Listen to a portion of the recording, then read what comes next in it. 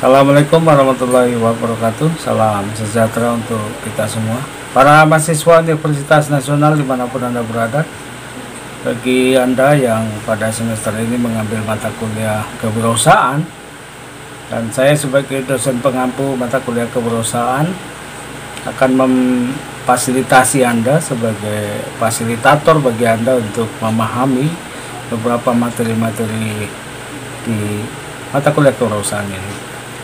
Di awal-awal kita sudah meminta Anda untuk mempersiapkan ide-ide bisnis yang Anda miliki disesuaikan dengan program studi Anda.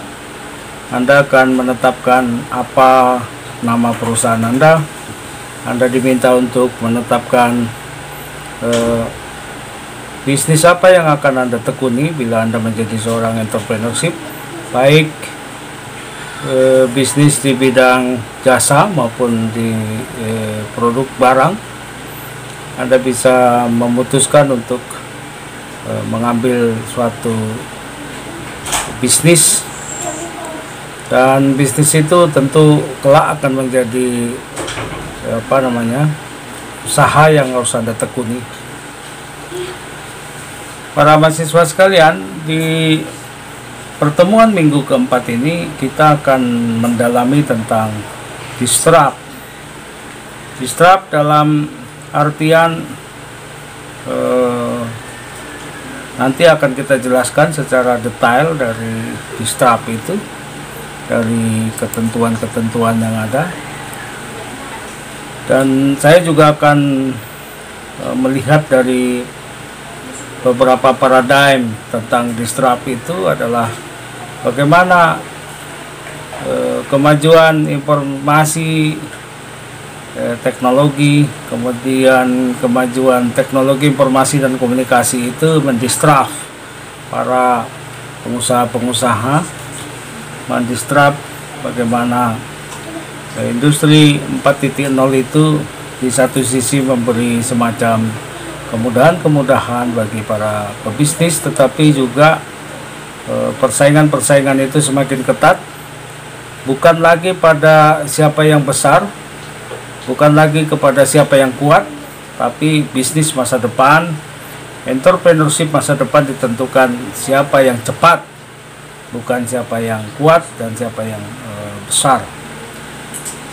Bagi yang terlambat mengantisipasi kemajuan-kemajuan teknologi informasi dan komunikasi itu tentu akan ketinggalan. Beberapa bisnis di masa depan itu akan lebih berfokus kepada bisnis-bisnis yang sifatnya online, penjualan-penjualan yang sifatnya online, dan penjualan-penjualan secara berbasis teknologi, dengan penjualan secara online di mana-mana, termasuk transportasi yang menggunakan aplikasi online sudah mendisruption beberapa usaha-usaha atau kendaraan-kendaraan umum. Ojek pangkalan sudah kalah oleh ojek online. Bis-bis angkutan kota sudah dikalahkan oleh angkutan-angkutan yang online. Para mahasiswa sekalian, di minggu ini Anda diharapkan mampu membuat semacam peta ide atau peta gagasan Anda. Di pertemuan yang minggu lalu saya sudah meminta Anda untuk membuat semacam tugas berupa survei, baik secara langsung maupun secara studi pustaka. Siapa-siapa saja pebisnis yang menurut Anda layak dan tepat untuk menjadi teladan bagi Anda bila Anda menekuni entrepreneurship atau bisnis Anda. Bila Anda melihat para pengusaha-pengusaha sukses itu, success story dari para pengusaha-pengusaha itu bisa menjadi teladan bagi Anda untuk menapaki bisnis Anda di masa yang akan datang. Peta pikiran atau peta ide Anda itu akan Anda buat berdasarkan tentang apa yang kita sebut dengan disrupt. Disrupt dimaksudkan itu adalah Yang pertama adalah drive, yaitu dari mana ide itu berasal. Tentu Anda bisa memiliki ide bisnis dari orang lain, bisa juga dari diri Anda sendiri, tetapi dalam konteks ini Anda akan melakukan semacam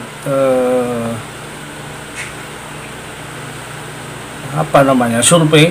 Selain survei juga Anda akan melakukan semacam brainstorming dengan para teman-teman Anda, sahabat-sahabat Anda, untuk mendapatkan ide-ide bisnis yang menurut Anda menjadi bisnis yang harus Anda tekuni di masa yang akan datang. Dari mana ide itu berasal? Tentu saja dari apa yang menjadi kebutuhan masyarakat yang harus Anda penuhi sebagai seorang pebisnis, atau Anda melihat peluang-peluang bisnis dari bagaimana kebutuhan-kebutuhan para konsumen dan customer Anda, dan Anda harus memenuhi kebutuhan-kebutuhan itu berdasarkan survei pasar dan yang lain-lainnya. Yang kedua adalah include. Include itu adalah apa yang dimaksud dengan melingkupi atau berisi dan memuat sesuatu. Berdasarkan Cambridge Dictionary, include adalah mengandung sesuatu sebagai bagian dari sesuatu yang lain, atau membuat sesuatu menjadi bagian dari sesuatu yang lain. Jadi include dimaksudkan adalah membuat sesuatu, ide-ide yang tadinya sudah Anda miliki sebagai ide bisnis itu, Anda membuat sesuatu yang baru, yang berbeda dengan yang sudah ada. Yang ketiga adalah spirit. Spirit ini adalah berdasarkan Kamus Bahasa Inggris diterjemahkan sebagai tersendiri. Arti lainnya adalah terpisah. Bagaimana ide-ide itu menjadi sesuatu yang terpisah.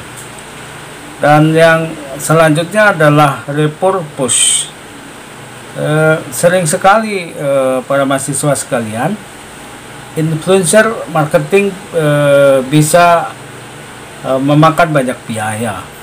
Salah satu cara membuatnya efisien adalah melakukan repurpose konten atau isi dari bagaimana menjual sebuah produk itu dilakukan untuk agar seefisien mungkin dengan melakukan apa yang disebut dengan repurpose.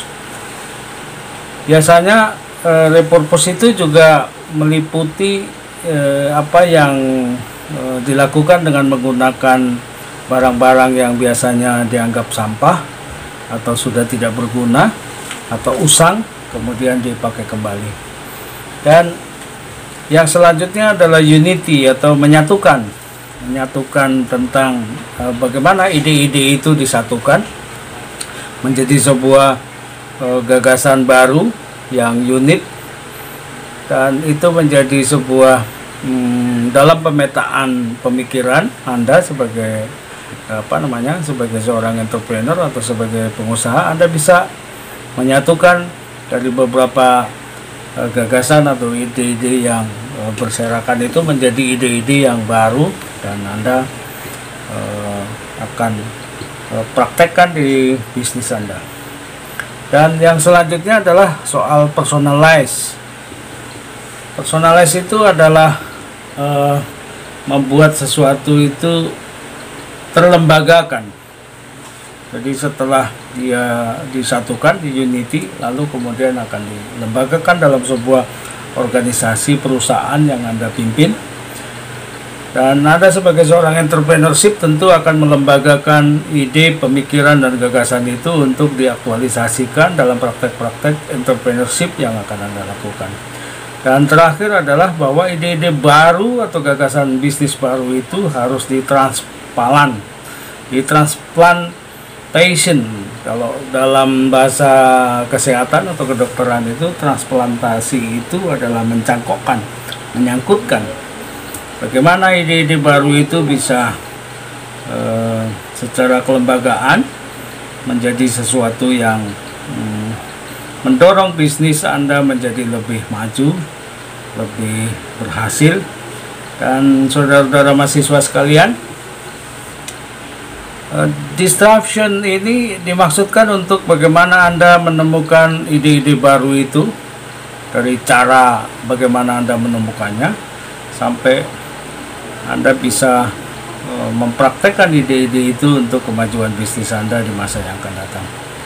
Baik, di sesi selanjutnya kita akan diskusikan lagi nanti tentang bagaimana model bisnis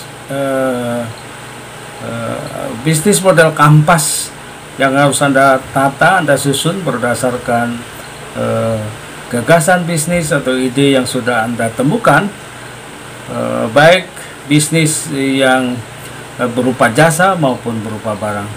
Anda akan menyusun semacam proposal bisnis, perencanaan bisnis Anda atau bisnis plan Anda, dan Anda menyusunnya sebagai sebuah proposal bisnis yang secara konten Anda bisa susun itu berdasarkan survei yang sudah Anda lakukan.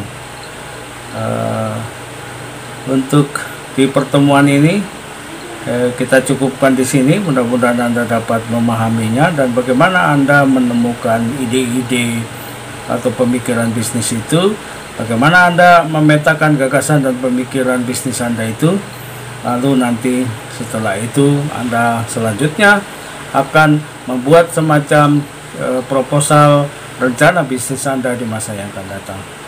Terima kasih. Billahi taufiq wal hidayah. Wassalamualaikum warahmatullahi wabarakatuh.